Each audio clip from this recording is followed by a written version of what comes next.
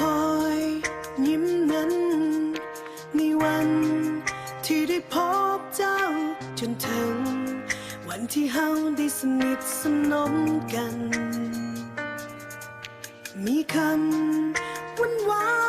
นๆทางโทรศัพท์ให้ได้ฟังทุกคืน You ask if I love you and I said I do เวลาที่เฮา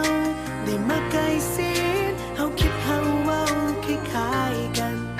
คือความผูกพันที่มีนั้นรู้สึกได้ถึงหักแท้ยิ่งเห็นก็ยิ่งแน่ใจความรู้สึกบอกว่าเขาแค่เฮาเท่าใดความรู้สึกบอกลึกๆจากหัวใจคือเฮาที่เขาไว้ใจและครั้งใดที่เฮาต้องห่างก็ยังคิดถึงเสมอความรู้สึกบอกว่าเขาหักเฮาเท่าใด